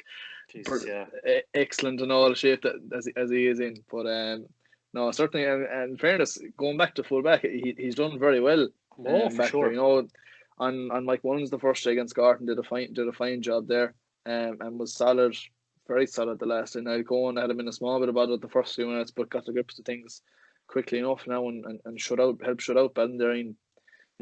By and large until the last few minutes as well. So it's something that I say no one predicted at the start of the year. Wasn't even sure whether he'd be playing this year with all the various commitments there as well. But he's some operator, that's for sure. Jesus, that's for sure. Yeah, it should be playing at 42. So I think two picks for Crockwell there. I think. Perfect. Perfect. We'll move it on to Senior B Group 2, where our own lads are involved on Saturday against local derby, South Galway derby with Ardrahan, 2:30 in Pearse Stadium. We're out. Then at the same time, corresponding over in Ballinasloe, we have Clammerdaly against Athenry. Of course, Clammerdaly assured of top spot in the group, so that's important to note. Coming up against Athenry, who, of course, big enough rivals with each other, and Athenry permutations will run through them quickly. So Clammerdaly, top spot secured, nothing to play for this week, except to keep momentum going. Ardrahan, their destiny is in their own hands. A win or a draw will see them go through in second place. for Athenry. They need to win. Plus they need ourselves to win. They need Ardrahan to come away with nothing. And if that happens, if ourselves and Athenry both win, it'll come down to scoring difference. Where Athenry are a lot better off than we are ourselves. And then for us, we need to beat Ardrahan, and then probably in all reality, we need to hope that Clonmerdale will beat Athenry, and that would see us through. So, look at the three of us there. We have it all to play for. Three teams vying for one spot. So, look, you could have a lot of it depends on what Clonmerdale are going to bring. You know, I think myself, you know, they've got a good thing going there. They're hurling well. They're coming up against local rivals who dumped them unceremoniously out of the championship last year. So I think there's everything to play for over there for Clonmerdale as well, and I certainly expect them to go out with. I hope they go with that attitude anyhow. That's for sure. You're asking for a favour. Is that what you're asking for here? You're asking publicly for a favour. No. Look at the position we're in now. We can't worry too much about what Clonmerdale and Athenry are doing. We've got enough of a challenge ahead of us in Ardrahan. So the only attitude we can take is to try look after our own side of things, and whatever that brings, it brings, you know. So I won't worry too much about Clonmerdale and Athenry. As I say, we've got plenty to worry about ourselves. So, look, we'll just touch on Clonmerdale Athenry first, because it's the first one I have here in front of me. We mentioned there the kind of everything that went on last year between the two. You know, certainly that win for Athenry last year. The win itself wouldn't have been a massive surprise. It was more the manner of it. There wasn't a lot between those teams going into the game. Athenry had showed a lot of serious improvement last year from previous seasons, you know. And Clonmerdale, we always know they're one of the top teams in Senior B, and unlucky for a number of years not to go up to Senior A, and they finally achieved that this year. But last year, that certainly the manner of that defeat would have hurt Clonmerdale. Absolutely, and as you said, they're neighbours, so there'll be no love lost. They'll have all gone to school with each other, and they probably love nothing more than to maybe sentence Athenry to a relegation battle, really, like, you know what I mean? You know, because as far as I'm aware now, I haven't just confirmed, but I think Paddy Hennon was sent off the last day, wasn't it? I think that's been rescinded. Mark Hennon, sorry. Mark Hennon was so I think that's been rescinded. It's my understanding, should I say. So, like, that's a boost there for Athenry straight away coming into it, but still the same. I think they're two teams that are just, their form is just so far separated at the moment that I think Clonmerdale will probably have too much for Athenry. Still, you can't look past last year and, you know, what happened there, or what was the reasoning behind the result. Like, Clonmerdale probably still want to put it right. Like they're not in the privileged position that, say, the Senior A teams are. They'll want to keep this momentum going for as long as possible, and, you know, win every game they possibly can by as much as they can. It's probably Owen Lawless being out is a blow for Athenry as well. Serious blow there.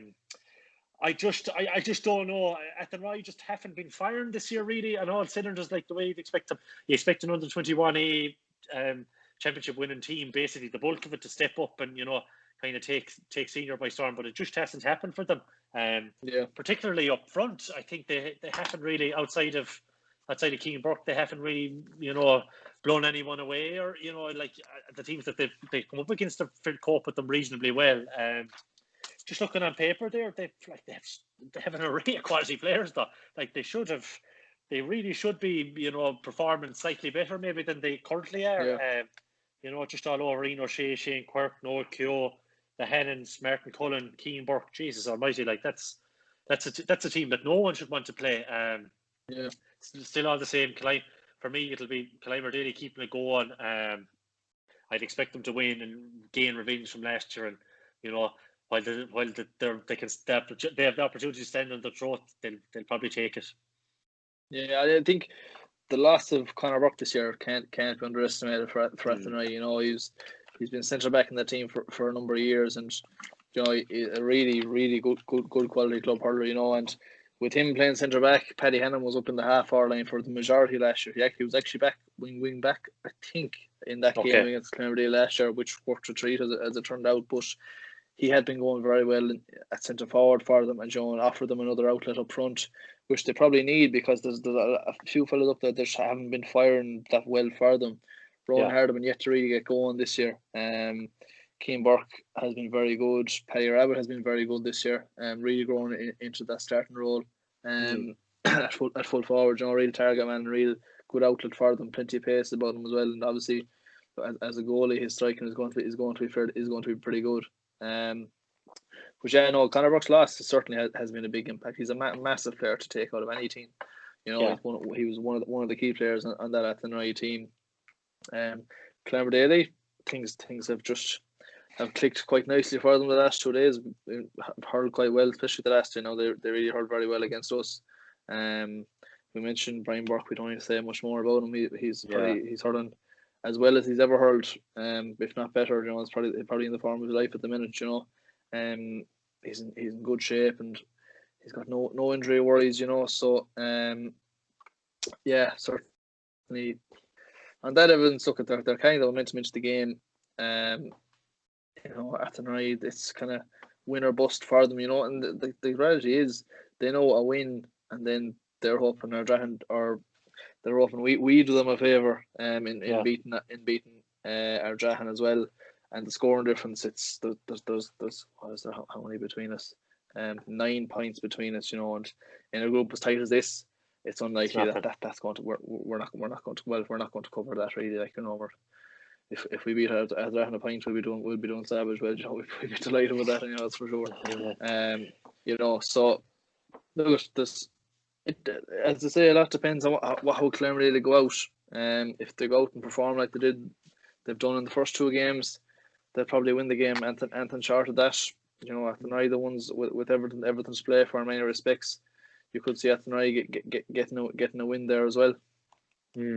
It's a great chance for, say, someone like Brian Concannon now to, it's kind of a free shot here without too much pressure to kind of, as far as I know, he's been playing reasonably well, but just not racking up the scores on the scoreboard. I think it's 1-1 he scored so far. So, for him to, he'll have aspirations, and we've heard the whole way through, from Shane O'Neill and stuff like that about how it's going to be picked on club form and stuff.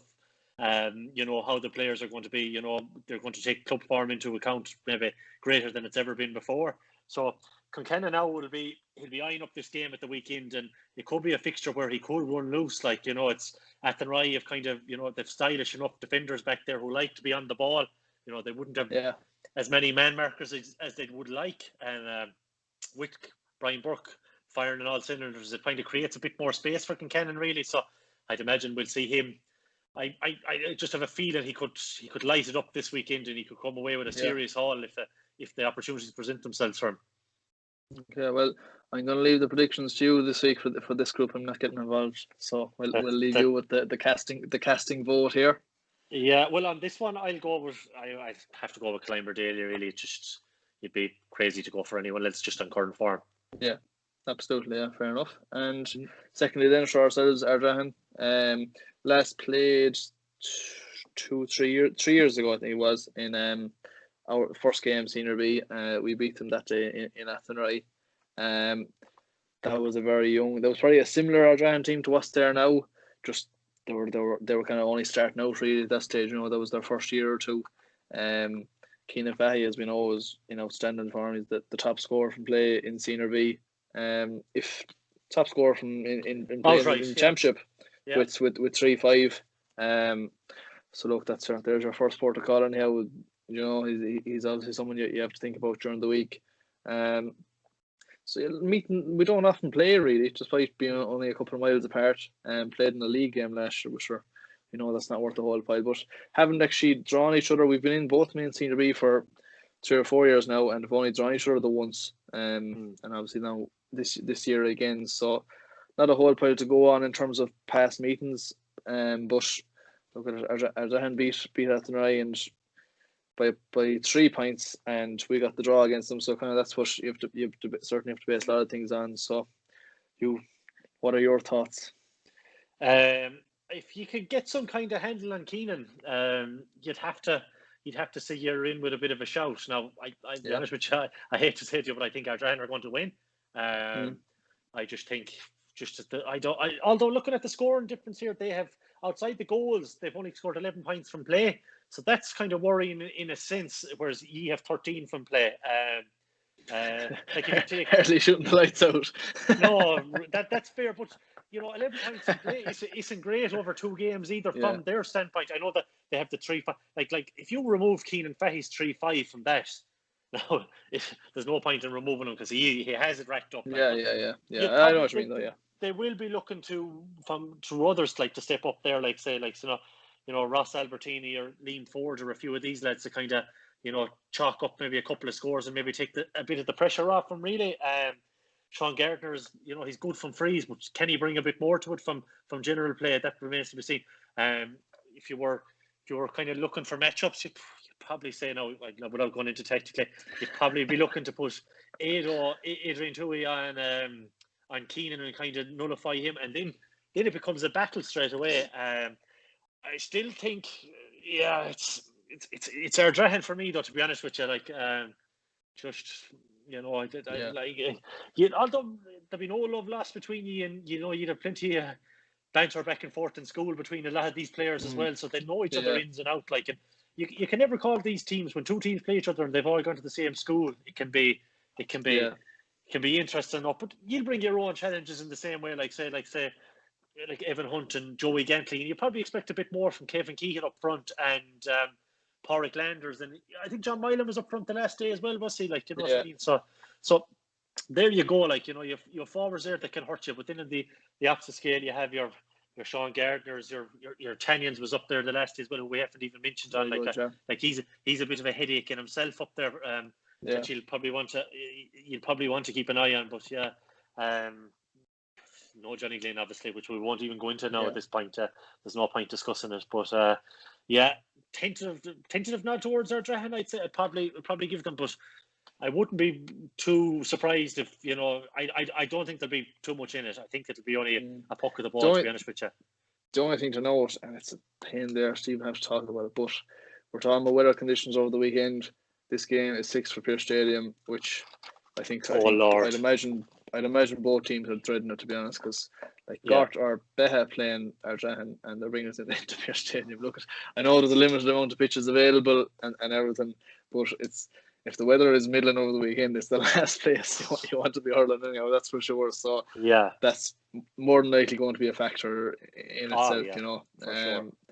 The eternal question, do we play with the wind or do we play against it in the first half if we win the toss? There's no right or wrong answer. If you win, you made the right decision. If you lose, you didn't. So it's I hope it doesn't become a major factor and something that means we have the eternal or the traditional game of 2 halves, because it's not a fair reflection on either team really. So hopefully the weather gods are good to us, and we get the last weekend both teams were inside in Pearse Stadium. We both had savage conditions for hurling. And I think both teams deserve a kind of a fair 50-50 crack at the whip. Two even halves to have a go, and whoever comes out on top at the end of that, you can't say a word. But I just hope we get it. It's fair frustrating though, isn't it? Our marquee stadium in the county, and every day, unless you're getting absolutely the sun is hitting the rocks, that it's a game of bloody 2 halves, and you just can't call it until the very end. It's just it's beyond frustrating. Whatever. Yeah. I know they needed to build it in there for the westboard sides, and that's fair enough. But Jesus Christ Almighty, it's frustrating covering any game in there, as you know yourself. Because it's just it's wind, and the majority of people covering the games or coming to watch it are frustrated by the time they even get in there. Now I know traffic won't be too much of a hassle, but it's just sorry, mini rent in Pearse Stadium now. It's the finest of venue, but Jesus Almighty, fucking hell, just the bloody wind is every single game, no matter what you're playing in there. There's no advantage to playing in there at all for a Galway team. It just boggles the mind. But anyway, that's a debate for another day. So from this, Kilimer Daly and Ardrahan for me. So fair enough. I won't ask you for any open predictions. See how it pans out. We will. Yeah, and then finally, of course, we'll go on to Group 3. 2 straight shootouts for very different reasons. Mulla playing at Hascavona Friday night, 7 o'clock in Ballinasloe, with the winner getting promoted up to Senior A for next year. Both teams already through, of course, to the preliminary quarterfinals. And then on Sunday at 1:30 in Ballinasloe as well, with Kilnadeem against Parry Pierces, where the loser will finish bottom of the group and end up going to the relegation battle. So look at Friday night, David, Ascafohan and Mulla. Mulla, who they would have expected to find themselves here. They always see themselves as a senior A team, and they've proven it so far this year. They've two good wins. Not overly impressive against Pierces by any means the last day, but they got their win, which is that's all you want this time of year. You want to get a win no matter what way it comes. Ascafohan, ultra impressive the two games so far, racking up big scores, 119 and 220 in their two games, which is fierce impressive. They're the surprise packages of the championship in many respects. Of course, the draw would see Mulla topping the group, so that's important to note as well. And similarly, in the second game, a draw will see Pierce's safe, and will put Kilnadeem and Leitrim bottom of the group. So Ascafohan and Mulla, Mulla have to stop the Manions. If they do that, they're well on their way to victory. We kind of know how the script works out, how it plays out. But the question is, can they do it? Yeah, it's a big question, isn't it? Really, the matchups are going to be above any game this weekend. This is probably the game where the matchups are going to be absolutely key. Like, what do you like? Who are you going to get to take Cahill around midfield? Really, do you probably Ronnie Glennon more than likely? You'd imagine. Probably kind of. It depends if they want to sacrifice a player to do it, or do they think they have somebody less known, the likes of maybe a Sean O'Brien or something like that? Yeah. Do they think he could go on one of the Manions and do a job there? That's kind of. It's not necessarily always the right thing to do to put your best player on their best player, because maybe you're better off leaving your best player on someone else and seeing can he do more damage than one of the Manions can. That's kind of those are the issues you have to weigh up. So yeah, hard to know. Like Sean Hardiman as well. A really quality club hurler. We kind of who's capable of playing in any line, really, half forward, half back. Could he be detailed to pick up one of them, or are they going to look to let him try influence the game in his own way and have Ascafohan and worrying about him rather than him worrying about a Manion or something like that? Yeah, well, he'll probably lock horns with Porrick anyway. Is he six this year? I think he is, because I haven't seen them yet. Name six anyhow, yeah. Name six anyway. So like he'll have he's a quality hurler now. I mean, absolutely quality. I remember, I think one of the first times I seen him kind of break through, and I was like, "Who the hell is this?" And I hadn't heard a whole lot about him. But then I think he done his cruciate maybe shortly afterwards, and I think he was missing a year, but he's back anyway. And by all accounts, he's firing well and everything. Just looking through it, like it's one point I will make is, for Ascafohan, probably no one has benefited more that the county players aren't, or that the intercounty, there isn't the intercounties following the club season, because they've had access to the Manions and Blehy now the whole way through. Yeah. They seem to have integrated into the squad perfectly, we'll say. But not just on the Manions. It would be very unfair to just kind of just label the Manions as just being that loud. I know they're huge players, but you have the likes of, say, Mark Kelly, like, say, Noel Ward, Ross Hannon, who's playing a bit of duel as well, like he's with Caltra, and he looks a fine prospect in both and an excellent player. Sure. Who else do they have? The Ronan Kelly as well. Like, there's a lot of lads picking up the slack that didn't do it over the previous years. That you know what I mean. Yeah.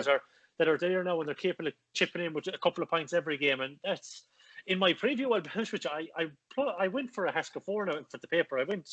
I just have this inkling that they could do it, and geez, what a year and what a story it would be for them if they were to pull it off. Like, probably ranked as one of the favourites to go down, and now look at this, they're just, they're 60 minutes away. They'd have taken your arm, leg, head, everything if you were put this in front of them at the start.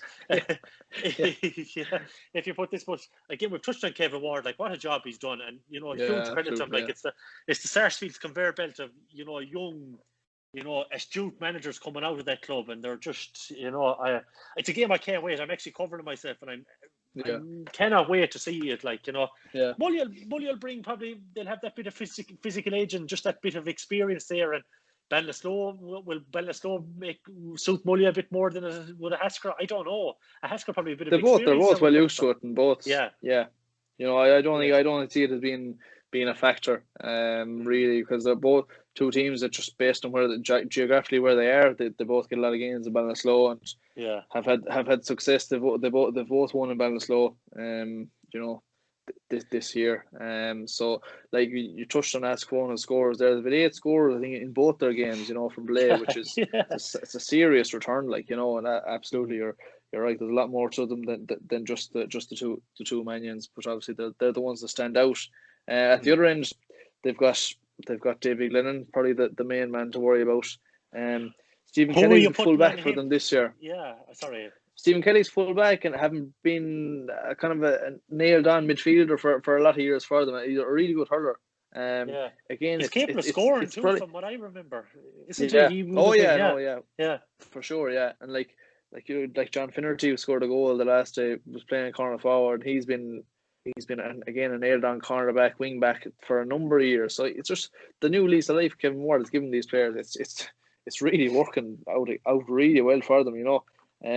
Like Stephen Kelly gone back full back, which had been a problem position for them for a couple of years. No getting away from that. And he's on.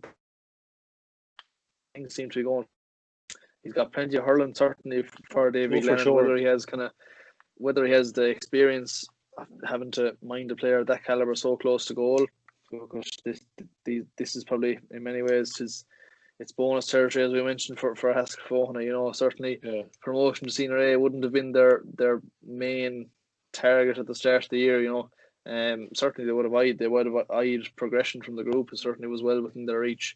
But now that they're here, they have the chance to test themselves against a really good team and see where they're at heading into the knockout stages. So I think Stephen Kelly could pick him up. Depends on where he starts. If he starts in the inside line, I certainly think he will. If he starts further out the field, you could have an Owen Delaney maybe, a really good hurler there, wing back for them. He could possibly pick him up. Is Lawrence Tully fit this year? Is he? Because he's a lad who wouldn't be short of pace. Well, I remember.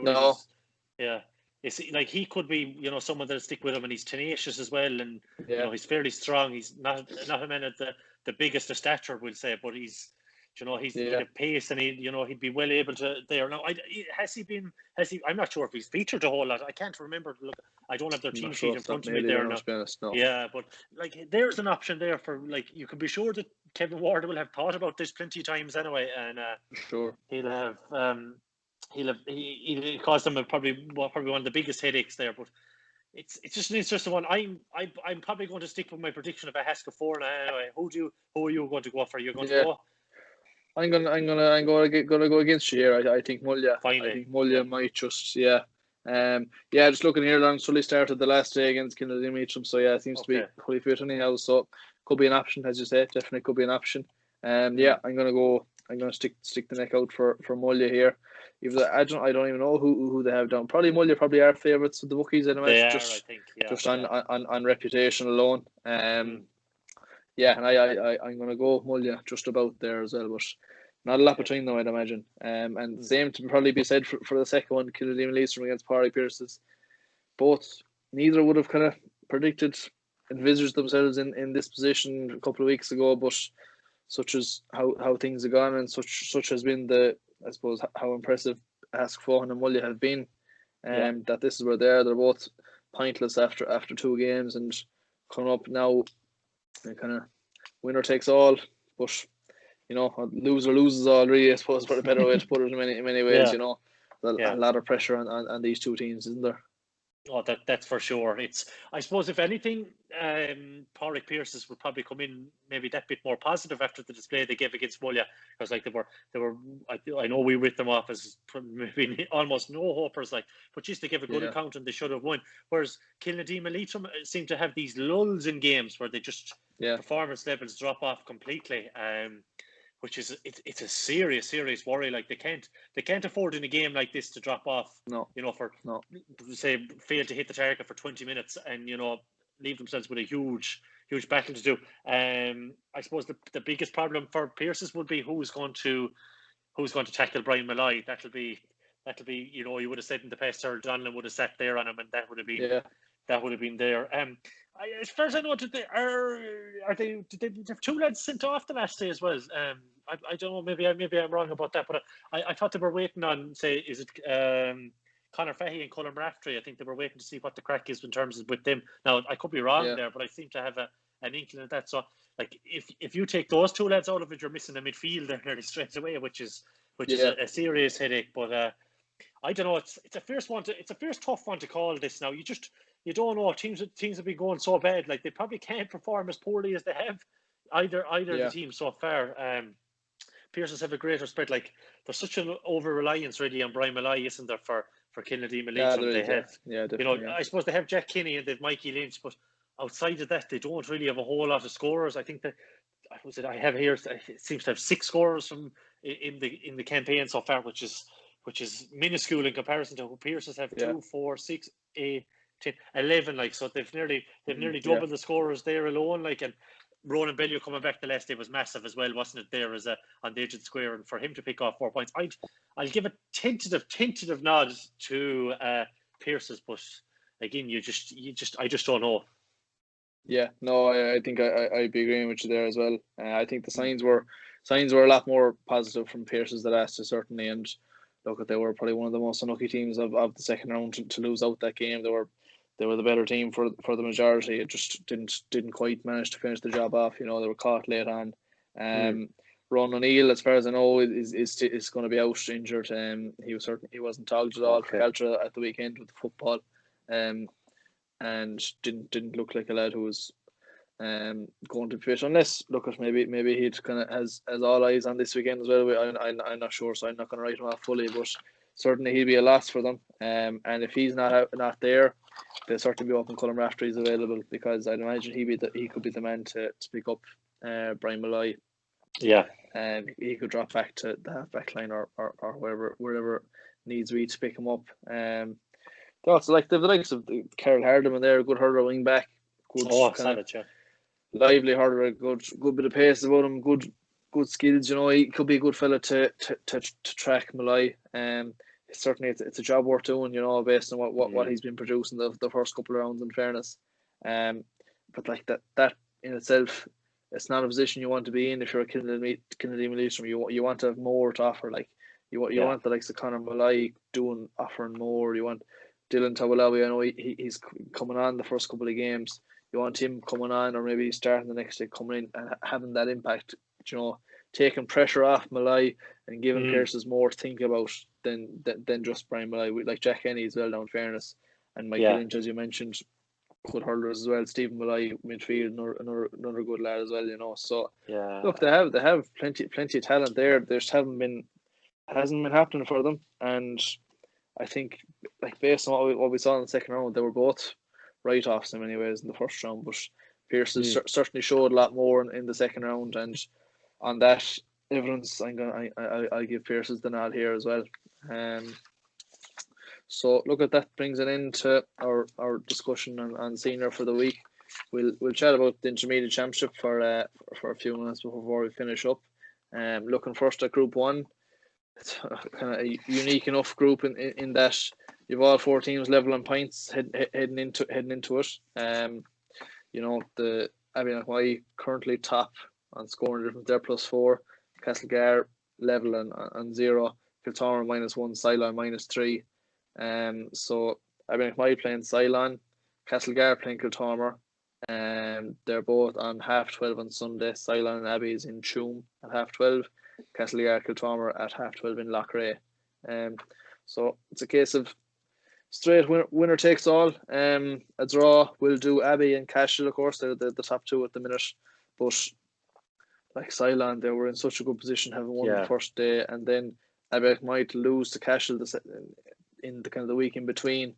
All they had to do, but had they gone out and beaten Kiltormer, they'd be in a brilliant position this weekend. But Kiltormer, in fairness to them, they produced a savage second half performance, and they threw the group wide open with the 4 teams vying for 2 spots.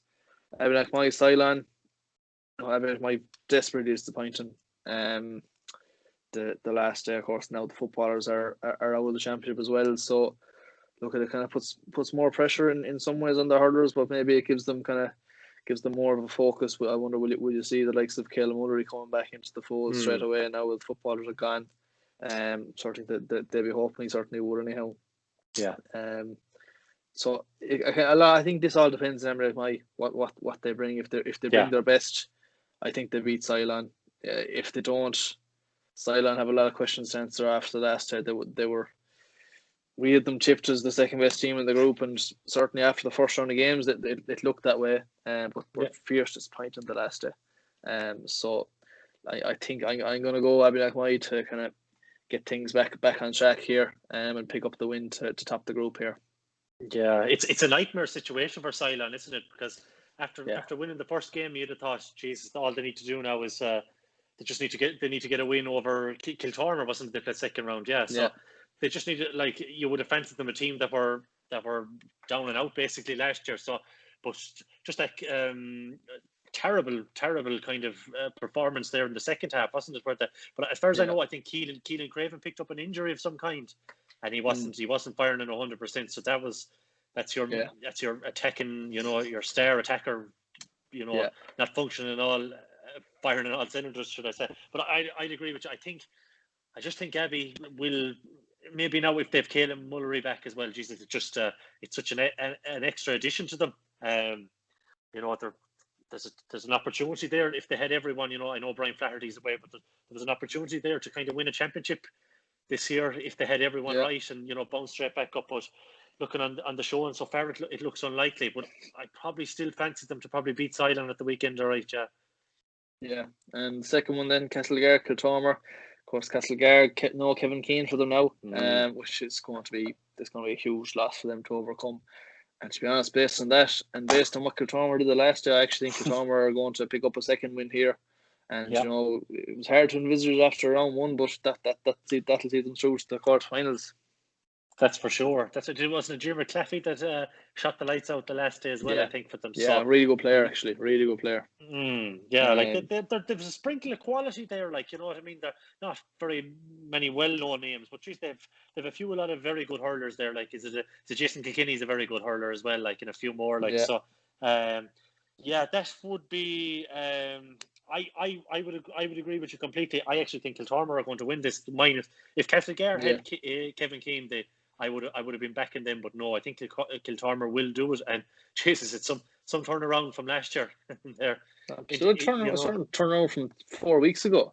It was just because they were poor. They were comfortably enough beaten by Abbey in the first round. And look, they were coming up against a team that had come down from senior last year, but they weren't playing the same Abbey White team that came down from senior. We know that they had lost plenty in the meantime, and having started well, they faded out of the game handily enough and were soundly enough beaten, like 8 points. They were 115 to 10 points, I think.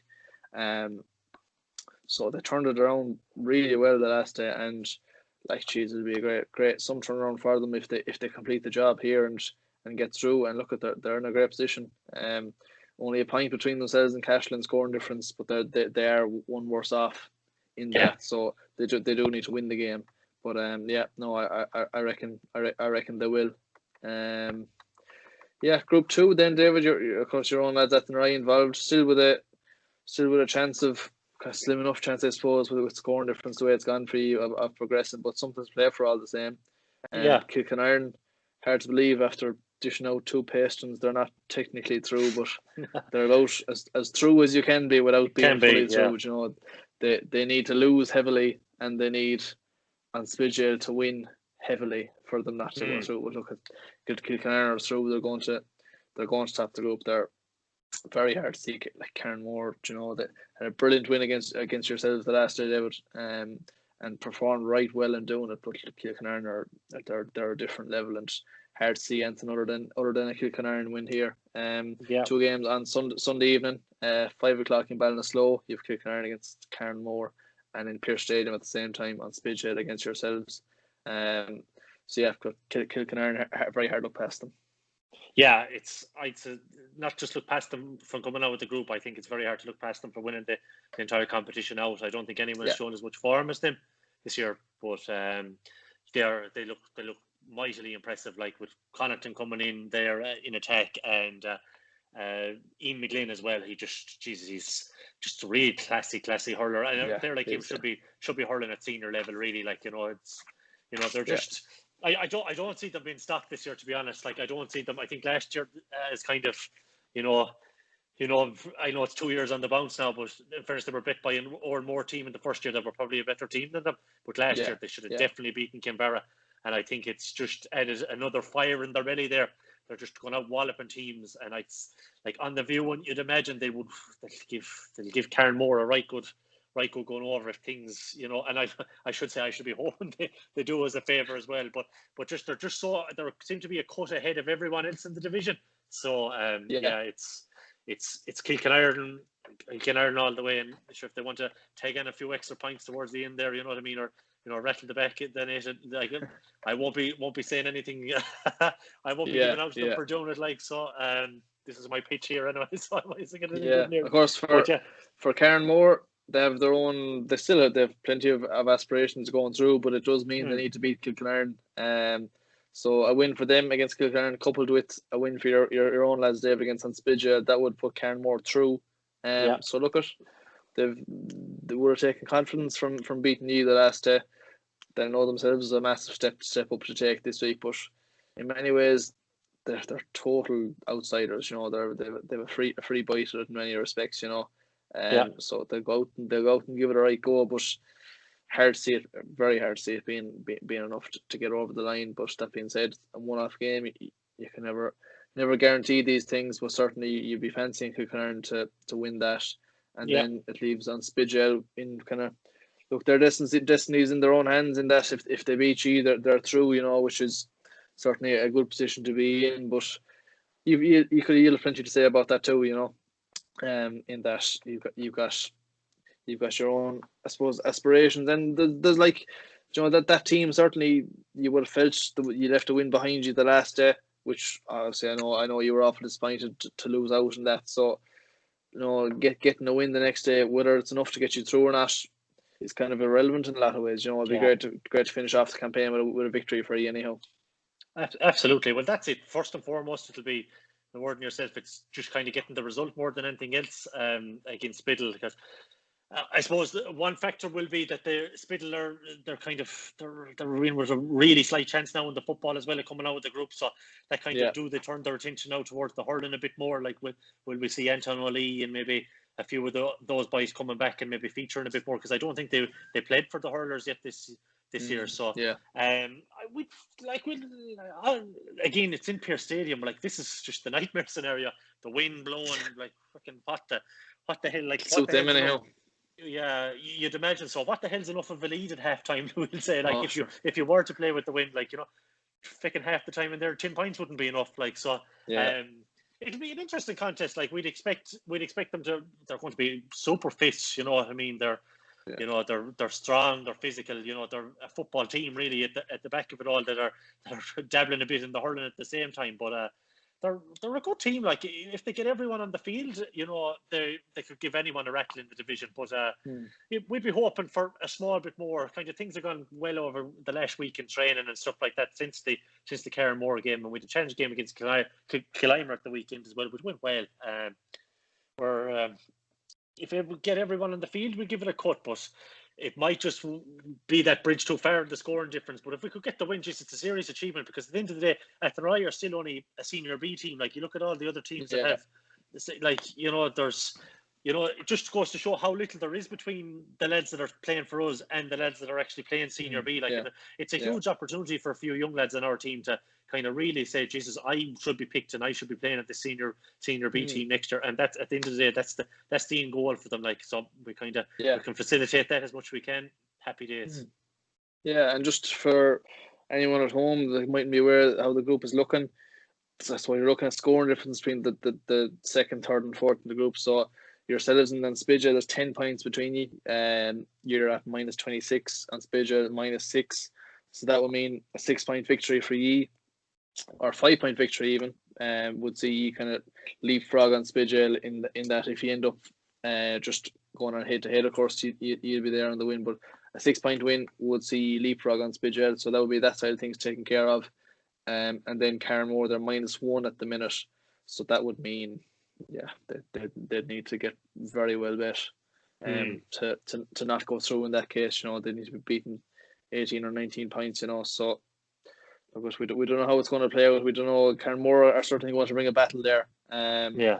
But you'd imagine on Spidgel are the team with everything in their own hands. I reckon they'll probably in Pierce Stadium they'll be happy out in there as well. I think myself, sorry to say it, I think they are going to get the job done on you and pick up a second win, which would put them through. So on to Group 3, we've Turlockmore and the Warden and Senior and Intermediate. They're guaranteed top spot with a game to go. And they're down probably in the best position thereafter. They're playing Rahun Newcastle with their own fate in their own hands, which is that's all you can hope for going to the last round. So 2 fixtures, we have Turlockmore against Clymer Saturday at 2:15 in Loughrea, and then Annadown against Rahun Newcastle same time, same day in Tuam Stadium. Turlockmore, Clymer, a win for them plus a defeat for Annadown will mean themselves and Rahun Newcastle are both kind of scoring difference will determine which of them will finish second. But a Clymer win over Turlockmore, you're asking for an awful lot there. Based on what we've seen, it's almost impossible to see it. Yeah, I'd agree with that. On evidence of the weekend as well, from what I've seen from Clymer, they were good in flashes. They put us under the collar in the first half, we'll say, but we kind of got a top in the second half then, and we're kind of very comfortable towards the end, which would be worrying considering you're coming up now a team of Turlockmore's quality. Like if Conor Shaughnessy plays for, you know what I mean, at the weekend, like it's he's a quality player, like at their intermediate level. Probably the game of the weekend really is probably Annadown and Rahun Newcastle. So Rahun Newcastle are weakened. I think they're down a good few bodies and stuff like that, and Annadown now are out of the football. It's just can they survive? Can they survive the relegation game maybe in the last round? So why not? Yeah. Why not now go and turn to the hurling? Like it's a championship there that you saw Kinvara last year, that you just need to go on a bit of a run, and you'd never know. Like they've a few quality hurlers all over the field. They've Peter Haley and Niall Kelly, Damien Comer playing hurling, and Jimmy Cummins as well. Like they've every shout of maybe taking a scalp. They just at times they look like they could beat lots of teams, but at other times, they look absolutely desperate in other games and as well. And there doesn't seem to be any consistency there in performance of them at all, which is just very strange. But I think it'll be Turlockmore and Annadown, and I think they'll probably win comfortably enough, both teams, maybe, to be honest with you. Yeah, a win or a draw will do Annadown, of course, to go through. So it's a good position to be in, certainly. And look, this is the game where they really need to be up for it, and they need to have everything. They need to perform. If they play to their potential, they'll beat Rahun Newcastle, because as we alluded already, they're just not. They don't have the same personnel there as they've had the last 2 years, and if they had their best 15, you'd certainly be saying they're the second best team in that group, and wouldn't be that far off Turlockmore either. But without a lot of those players, the John Henry, the kind of the standout one, especially very hard, and especially Annadown put up a fair show the last day against Clymer too, putting up 119. Bet them 10 points, or 13 points, I think it was. So certainly they're carrying the form into it, and I'd agree with you there. I think Turlockmore and Annadown to finish your in your 2 top spots there. Finally, on to Group 4, only one game, of course. It's a 3-team group. Meath Aircourt against Mike Cullen, with I don't think any of us envisaged at the start of the campaign, but the loser is out of the championship. It's just all credit to Kilkenny. They got their 2 results. They got 2 draws, and they're in a position where, look, unless things finish in a draw again, in which case Mike Cullen will definitely be through if it finishes in a draw, and Meath Aircourt will need to score 22 points. That will put them ahead of Kilkenny. On a day when the wind is likely to be strong in a half as well, it's like if the weather was fine, you might say Meath Aircourt have a chance of maybe racking up the 22. It's crazy anyway being a draw, but just on that, you just don't think so. 22 points is a fair old scoreline in intermediate hurling in Loughrea as well. So. I think there's going to be, it's a tough one to call, but you kind of fancy Mike Cullen, wouldn't you? Really, you'd have to I think they did a big win this evening over Athenry in the Minor A Championship as well. So there's a lot of young talent coming through there as well. So I just think they're probably that bit further down the line, and they've a couple of lads there that have stepped up this year, you'd imagine. And I think Mike Hurling will do it, and they'll go on and probably have a big say in this championship yet. Fair enough. Well, you say Michael. I actually fancy me the Kercourt go and win it. You know, a lot of talent coming through that Mina Kercourt squad in the last number of years. They've had success at minor and under 21 level. And a lot of those lads have been in the senior team or in the intermediate team for a couple of years now, and they're growing into it all the time. Like we all know, John Fleming is a serious talent coming up along.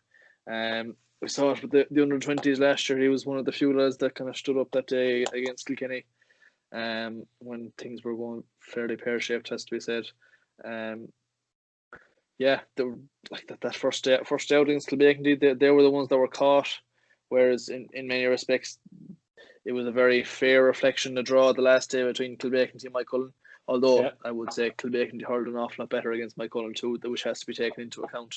But no, I think Mina Kercourt now. Look at there's been talk about them for a couple of years now, and they've disappointed every year really. You know, sailed through the group last year, and then were undone by Kinvara, wasn't it, that knocked them out in the quarter final, you know.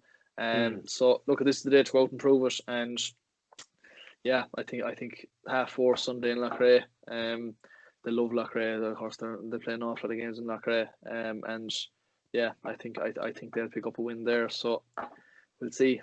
One of us will be right, and if not, it'll be another draw. And Lord God above, what's that?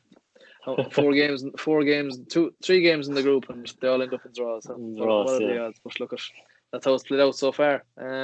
So yeah, with that wraps up the weekend preview. We've talked for plenty long anyhow, so no shortage of that. A comprehensive preview for you all. There'll be a lot less teams in the championship from now on after this weekend, so I think things won't be tight out for as long. But no, brilliant weekend to look forward to. I think we're certainly looking forward to it, David. And you know, whatever you all don't get to see at home, we'll hopefully bring it to you next week. You know, look, the importance of media and the streaming and the radio and the newspapers now, it's more important than ever. You know, so we'll certainly do our best to bring you all up to date with everything that goes on next week. So yeah, with that, we'll sign off for another week. Hope you enjoy the show, and don't forget to leave any bit of feedback you have, and like and share, retweet, get it all out there, get it out to as many people as we can, and we'll see you again next week. All the best. Thanks a million.